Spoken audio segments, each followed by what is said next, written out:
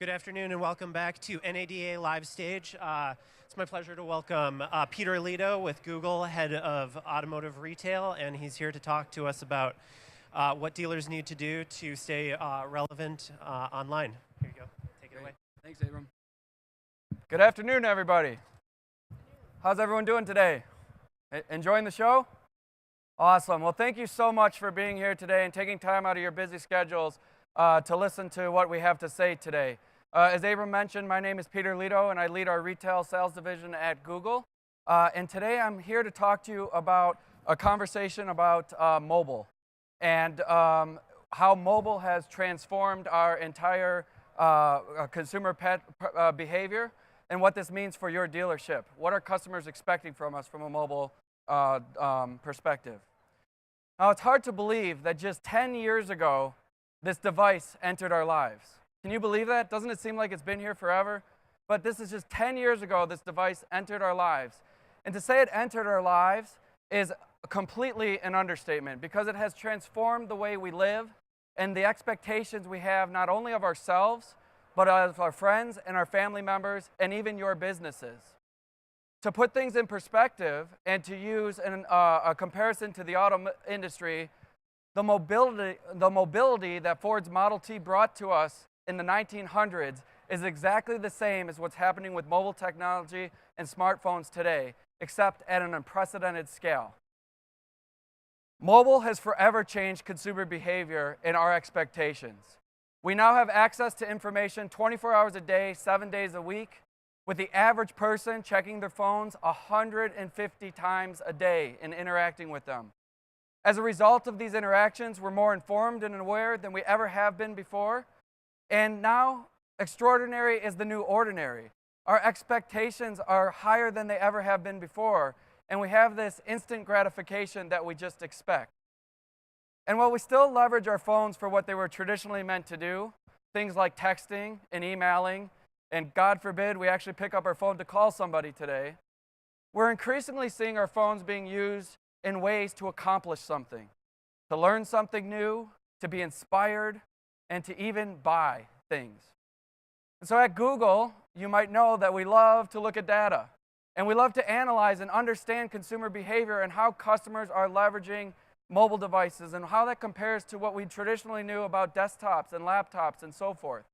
And that helps us better bring insights to your businesses on how to connect with these customers. If we rewind before mobile devices and we think about desktop and laptop usage, we were always tethered by a wire to be able to access the internet. Or we were confined to walls within our homes or a location that had Wi-Fi to access the web. And as a result of having to be tethered in this capacity, what we often would see from a customer standpoint is research sessions that were happening infrequently throughout the day. Before you went to work, on your lunch hour, when you got home from work, after dinner when your kids were down. And we would see customers who would then research for long durations of time, 20 minutes, 30 minutes, an hour of research at these parts of the day. But with mobile, because we're connected anywhere we go, we are seeing quite a different use case in how we're leveraging the web. Now on mobile devices, people are doing the opposite of what they did on desktops. Those sessions are not just happening at specific parts of the day, but multiple times throughout the day. And those sessions that people are accessing the web are much shorter than what they were on desktop. We're doing much more research more frequently in shorter sessions. This is a term we've coined as micromoments. These are the moments that when you're at Starbucks and you order your coffee and then you're waiting for your coffee to be handed to you while it's being made, and you pick up your phone and you start to research a birthday present for your daughter. Or the moments that you're outside of your child's school before the bell rings and they come out to the car and you start to pick up your phone and start to research what vacuum you want to purchase. Those are the micro moments that we're speaking to. We are seeing across the consumer path and the journey that consumers are now really classified into 4 moments as they use their mobile devices. The I want to know moments, the I want to go moments, the I want to do moments, and the I want to buy moments. And they are trying to use their devices to accomplish something in all of these moments. This is where consumer behavior had started with mobile devices. But as human nature has it, it doesn't end there. Because what do we always want? We always want more. And so now, as we're looking to our devices, it's not just that we're looking for it to answer our questions, to give us information, but what we really love about our devices is the power that they provide for us. They allow us to interact with things in ways we never would have been able to before. They make our lives efficient, effective. They make it easier for us. Look, take a look at the screen behind me and just look at a couple of examples. You can now use your mobile device to pay. You don't have to bring your wallet out. You don't have to have credit cards out with you at the bar that night. You can simply use your mobile device to interact in that atmosphere. We have become more efficient.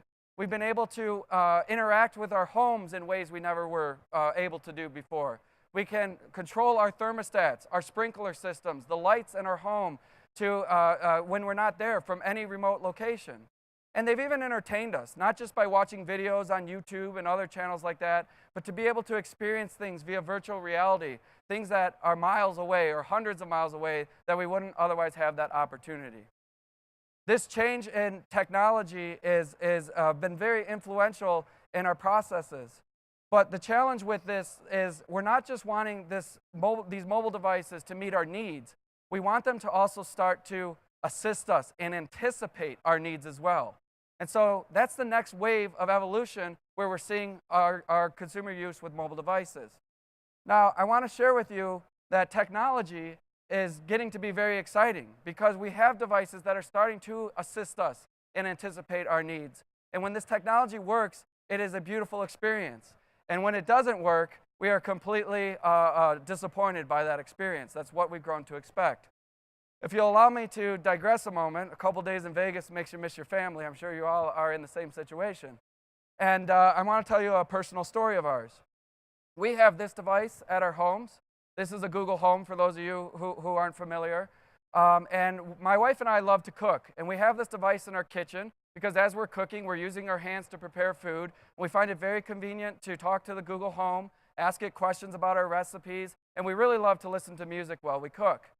We also love having my niece over to our house who comes over often and also loves to cook with us. And like any good aunt and uncle, we try to spoil her to death. My niece Scarlett will often talk to the Google Home while she's in our kitchen. She wants to listen to music as well, and she thinks it's great that she can interact in this way. The challenge with Scarlett is that after dinner, when we go down our basement to play downstairs where she can run around and play with toys, she often will try to talk to the Google Home from there. The challenge, our Google Home is in our kitchen. It's out of her distance. And she's completely frustrated when she says, "Okay, Google, play the Moana soundtrack," and nothing happens. In fact, her mind is blown because she doesn't understand why it happens in the kitchen and it doesn't happen in the basement. Now, you might argue to me, "Okay, Peter, your niece is 4 years old. She believes in unicorns, she believes in leprechauns, she believes in magic, right? Of course a 4-year-old is going to think this can happen." But the truth is, we as consumers, we as adults also have these same expectations. Extraordinary is the new ordinary, and we expect this seamless integration across anything. We are more curious than we ever have been before. We are more demanding than we ever have been before, and impatient. And to prove that point to you, when we look across the queries that happen on Google and across some of the things on the screen, which are low purchase, they're not high-ticket items. We to this day research what toothbrush to buy and what shower curtain to purchase. But it's not just that we look at what toothbrush to buy or what shower curtain. We want to know what the best toothbrush is. We want to know what the best shower curtain is as we relate to these mobile devices. This is, in fact, changing the way in which we approach our research in general, and is even more true for the automotive category. Because as this audience knows, automotive is the second largest purchase that most of us will make in our entire lifetime. And so these areas where we have consumers being more curious, demanding, and patient than ever is even more true because of the high-ticket item that we're selling. When we talk about curiosity, consumers are researching multiple times in their path to purchase, doing searches multiple times in their path to purchase. But they're not just searching for an SUV or the best SUV. They're starting to want to be very personalized in their messaging, meaning they now care about things like the best vehicle for pets. The best vehicle for pets, as an example, has grown 80% since last year. That's the level of detail and granularity that they're looking for as it relates to our vehicles. Let's talk about demanding. You might remember the days where you picked up your phone and you talked to your phone and said, find a dealership near me, or find a restaurant near me. We used to talk to our phones in this way to let them know I'm looking for something right in my vicinity. But today, we no longer include the near me queries into our searches. We expect our phones to know exactly where we are. The fact that we were just in Las Vegas and then we went to Reno, and when we type in a Ford dealership, we expect the results to change. And when they don't, we're completely frustrated by that experience. Why doesn't my phone know where I am right now? And then impatient. We've talked about the way that mobile has brought instant gratification to the forefront. We are now expecting everything right away. This is true in all of our life. When we watch content on channels like YouTube and Netflix, it's on demand, it's instant. We're now getting packages shipped to our homes in the same day.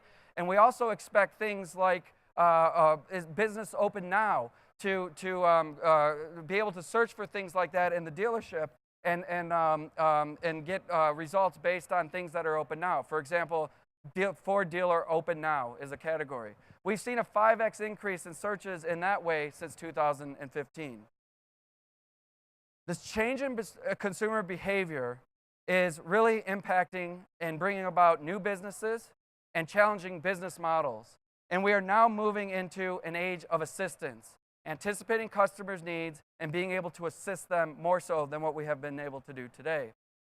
So what does this mean for your dealerships? Well, machine learning is really at the forefront of this new revolution, where not only is it, thanks to machine learning, it's going to be able to understand a context of what we're asking for and be able to anticipate our needs and further assist us. And this isn't just going to be on smartphones. This is going to be incorporated into everything in our lives, our homes, our cars, our television screens, and it will all be activated via voice, a very natural, very human element that will understand our context, and it will be very intelligent. We're already seeing glimpses of assistance impacting our lives on a daily basis.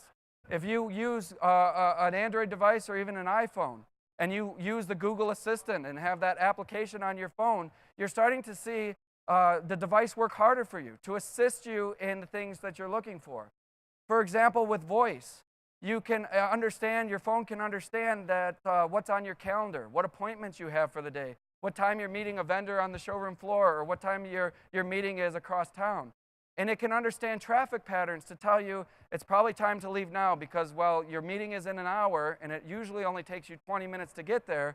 You actually need to leave now because there was an accident. It's anticipating those needs for you. We're seeing it on maps where today, as a consumer, I can say I'm in need of service, and I look at my local dealer and can see their hours and how busy your dealerships typically are and your service bays are during the course of the day. So I can plan my visit to not show up at those peak times. And we're seeing it across things like Google Photos and other applications. For those of you who may use Google Photos, you might notice you can simply talk to your phone or do a search like you would on Google to say, show me all my Halloween pictures or my classic cars. And Google brings all of those to the forefront for you. This is the world in which we're living in, and we've only started to scratch the surface. So what is this going to mean for your dealership? In a world where consumer expectations are exceptionally high, assistance is going to become the table stakes for you and your dealership. And the brands that are going to continue to do things as they do them today will only be seen as average in the eyes of the customer. They will not meet the customer needs of what they're seeking. We need to get to a point where businesses like yours are giving customers exactly what they want and then anticipating their next step and helping them complete that entire journey. Now, this can be difficult to do. How do I do this at a dealership? I need some help. To be able to do this effectively, give a customer exactly what they want, and to be able to assist them and anticipate their next need, you need to know three things. You need to know a customer's intent. What are they looking for? Example, I'm looking for a Jeep Wrangler. You need to know a context. Where is this customer? Are they close by? Are they in far distance? Are they on a mobile device? What time of day is it? And they need to know audience or identity of a customer to serve the customer the right message to be able to assist that customer's needs compared to another customer's needs. The challenge with this is that information you might not have access to. But the good news is Google can help provide this insights with you. We have access to a lot of data sets, 8 properties that reach over 1 billion people. And we can help serve these insights up to your customers as you partner with us and tell us what message you want to provide.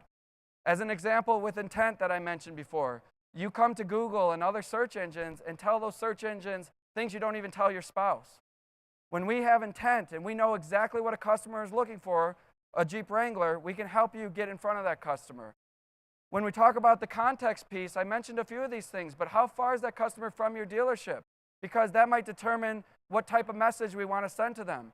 We might want to give them a message to get directions to our dealership if they're on a mobile device and only a few miles away, versus if they're searching for us at 1 o'clock in the morning and our dealership is closed, we might want to provide them with a different message. And the identity piece is important as well. We can help you identify who's a mom, who's a college graduate, who's an outdoor enthusiast, who's all of the above that might be looking for this Jeep Wrangler, so you can connect your ad and put the right ad in front of that customer that speaks to them on a more personal level. So for the rest of our time together, I'm going to share with you, we've been asked today to share with you some best practices. How can you leverage Google to get in front of these customers in these mobile moments? And we'll walk you through 3 pieces. First, to show up, then to wise up, and finally, to speed up. When we talk about showing up today, this is a conversation around search. I would argue to you that search has replaced the yellow pages. Prior to the internet, the yellow pages was the way in which we would find businesses, when we would connect with those businesses. But that has changed as consumer behavior has morphed to online and people turn to search engines to get this information.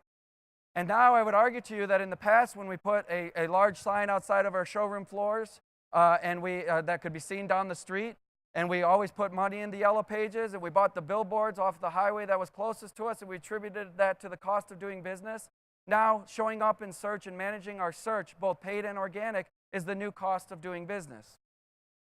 The first thing that I highly recommend for you is to claim your Google My Business page. For those of you that aren't familiar, this is a page that is free for you to interact with on Google. This is a local listing that provides your business information so that when a customer types in a Honda West dealer Las Vegas, that dealership shows up on the page. A customer can then get photos. They can see your business hours. They can call your dealership, see what services that you provide. This can be highly impactful that not only if you claim this page, you can control it and get analytics as to how many people are interacting with you in this way, how many people are finding you, getting to your store, calling your dealership as a result of seeing this page, and you can continue to optimize it. If you're not familiar with how to claim these pages, we have this up on the screen today. It's really a 3-step process. You can first visit businesses.google.com/create, and you simply have to enter your business name. You then do the second step, which is fills out your phone number, your store hours, your address. You can upload photos and videos for customers to discover you before physically getting to the dealership itself. And then you simply have to give us an address and a contact person, and we will mail to you a postcard with an activation code as our way to verify that you're the business owner. And by doing so, that you now have access to that page to control the contents of the page and continue to refine your business listing and upload those pages overall. Next, after that, which is a free service for you, we recommend really honing in on your paid search strategies. These are customers who are raising their hand. They're in your primary market area, your area of interest, and they're telling you exactly what's on their mind. They're looking for a product or service you sell, and you have the opportunity to engage with that customer. They're almost like an up on your physical brick and mortar store. The people who came to your physical dealership, these are your digital ups. You have the opportunity to show up against those customers who are searching for the products and services you sell. And we recommend that when they're in your market area looking for a product you sell, that you show up 9 out of 10 times. Because this is the way in which they can best engage with that customer to get them to your website to further close that sale. We don't just recommend any keywords. Only you can determine what keywords are best from you. But to give you guys some guidance here, we typically see dealerships securing clicks from customers and converting customers when a customer is looking for your dealership name, when they're looking for a location, a la Honda dealer Las Vegas, and when they're looking for make and model terms with pricing involved specifically. What do I mean by that? Camry lease, Camry quote, Camry deals, Camry incentives. Those are the types of terms where customers expect to see your ads as dealerships and will likely click on your ads and continue the conversation with you. We also, when we talk about showing up, and thanks in large part to mobile devices and being connected to GPS, encourage you to take advantage of showing your ad to customers based on the proximity they are to your dealership. If a customer is within 5 miles of your dealership and looking for a product you sell, you can bid more to show your ad to that customer because you know they're likely to buy. They're right down the street from you. Similarly, if a customer is looking at getting a Ford oil change and you're a Ford dealer and they're by the Jiffy Lube across town, you can target ads around that Jiffy Lube to entice them to come to your Ford dealership. So this is a best practice that we recommend. As we talk about showing up, I share with you a case study from Fiat Chrysler. They really analyzed the keywords, the terms they wanted their ads to show up against. They knew towing capacity was a feature they wanted to highlight. Yet when people typed in towing capacity on the Google search results page, there was never any representation from RAM.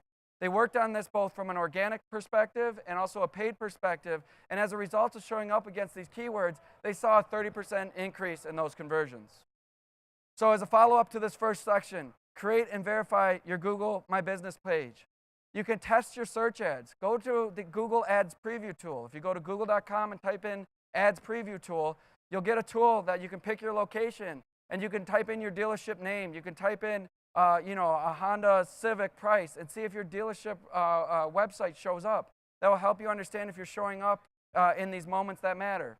And then again, make sure you ask your partner, how is our bidding strategy based on a customer's proximity to our dealership? Because you can really convert a lot more customers with those best practices. Next, we'll talk about wising up. And in the wising up section, this is about assisting and measuring and understanding the impact of our media. Today, one of the biggest challenges our industry faces is that we optimize the majority of us as it relates to online activity, optimize based off of a lead form. How many people physically submitted a submission lead form to our dealership? And what our research is showing us, and I would argue these numbers are high compared to other companies' research, is only 26% of shoppers will actually submit a lead form in the path to purchase. If we're only optimizing our media based on what 26% of shoppers are doing, we are really missing a large percentage of customers and not even taking into consideration how they're interacting with us online. We encourage you to move beyond just the lead form. Work with your agency partners as well on this to identify what other actions we should track. Is it phone calls and vehicle detail pages? Is it service appointment scheduling or links to getting directions to our site? Measure more than just the lead form to get a better view of how customers are truly interacting with your brand. We also recommend that once you identify these conversions, you tell a system like Google what conversions you're tracking.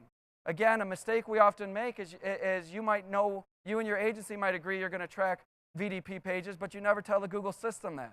And so you're not allowing the machine of Google to help you optimize to those conversions. You have to tell Google your goal so that Google's machine learning and our system optimizes to give you the best return and can even do smart bidding strategies to help you maximize your conversions. So that's something we call implementing AdWords conversion tracking. And we also recommend Google Analytics, which is a tool you can use not just with Google advertising, but across all media sources, whether you advertise with Facebook or Twitter or Bing or whoever else that might be. The beauty of Google Analytics is that if you define your success metrics and your conversions, you can tell Google Analytics that I care about form submissions, phone calls, and vehicle detail page views. And you can hold all of those partners you advertise accountable to those metrics. And then you have a nice clean view of what media is driving the most conversions for you. So that allows you to then allocate your dollars to the best performing media and making you more efficient and effective. Finally, when we talk about wising up, it's about audience targeting. It's about using the data that we have and the data that you have and the data that third-party companies like Polk or Oracle or others have to reach the right customer with the right message. One of the best ways to use audience targeting is to remarket. This is the concept where a customer comes to your website. They might start to look at your inventory, but they didn't submit a lead, they didn't call your dealership. You have the ability to then continue the conversation with that customer. You have the ability to understand that when that customer leaves your website and goes across a news site, or goes across the sports site, or goes back to google.com, you have the opportunity to continue the conversation and put a message in front of that customer. This is highly impactful for you because this is a qualified lead. They already showed interest in you. They already went to your website. You can also use what we're calling first-party data. You have robust CRM systems. You know your customer base. If you can segment your audience within your CRM systems today and know who's coming up on a lease, we can target those customers with one message. If you know which customers are in need of service or likely in need of service, we can target those customers with a service message. If you know which customers have equity in their vehicles and therefore you might want to flip them, we can target those customers with a message. You have the ability to take your first-party data and connect it with companies like Google and Facebook and others to be able to match with those customers. We saw Turnkey, one of our advertising partners, work with City Kia. And what they did is they implemented this AdWords conversion tracking. In other words, they told Google what they're tracking. And then they implemented smart bidding strategies to say, I want to maximize my conversions. I want you to bid up or down based on how likely I am to convert a customer.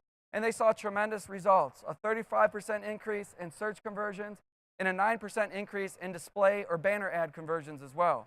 This isn't a strategy that just works for search, it works for all of your media, display and video advertising, and this is a great case study that demonstrates that example. So again, reevaluate the metrics you track on your website, expand beyond the lead form, set up conversion tracking and Google Analytics to ensure that you are tracking customers and measuring your success, and using smart bidding strategies to maximize those conversions. And test audience strategies like remarketing and using your own CRM system to connect with those customers. Finally, we'll end on speeding up, as I'm speeding up to finish on time. Mobile is the new landscape. If you are not winning on mobile, you are going to lose customer bases. Test your mobile speed. Take out your phone. Look at your website today. See how long it loads. If it takes longer than 3 seconds to load, consumers will abandon your sites. 97% of customers will abandon their mobile sites also if there's too many fields. Really evaluate what information is absolutely necessary for a customer and what is nice to have. And try to minimize that time it takes for a customer to fill out those fields. One way to measure your mobile speed is to go to a site called testmysite.thinkwithgoogle.com. Here we make it easy for you. In that blue box on the first screen on the left, you can type in your URL, you hit submit, and within a couple of minutes, you get a report back from Google. This report tells you your mobile site speed. It tells you the estimated number of visitors you would lose because of your site speed, and it gives you a report with full recommendations of how you can further improve your site speed. Please take this very seriously, as this is very important for you in attracting more customers. Finally, as we talk about speeding up, it's about getting in front of customers with video. Why video? Because this can help qualify customers. Customers can consume video from the comforts of their homes, learn more about your vehicle so that when they enter your dealerships, they're closer to the point of purchase. You know you have a more qualified customer and therefore can speed up that sales process.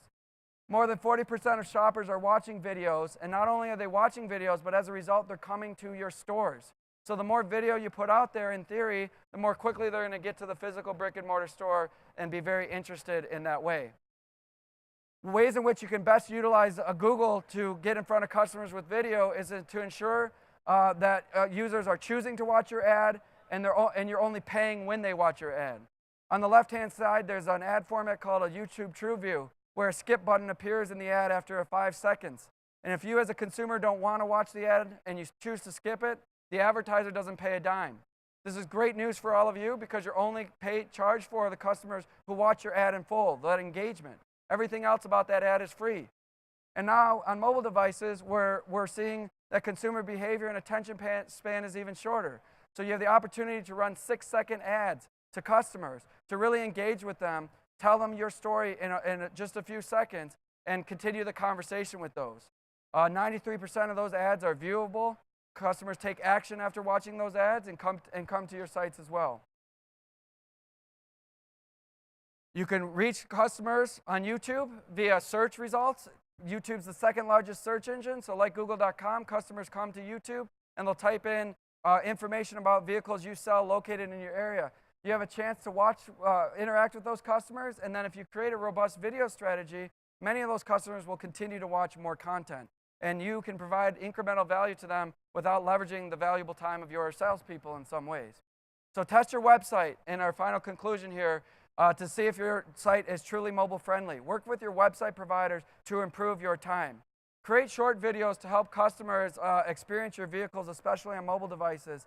And test videos where you're only paying if people watch in full. And then promote these ads to ensure that you're getting in front of the right customers using the audience signals that Google has provided. Now, I realize I went really fast there today, and that's only a breadth of what we can offer to you. But if you're interested in learning more details, we encourage you to download our dealer guidebook. Our dealer guidebook consists of 4 pillars, and they're designed to prioritize what you should do with Google in what order. What is going to be the most effective use of your media dollars?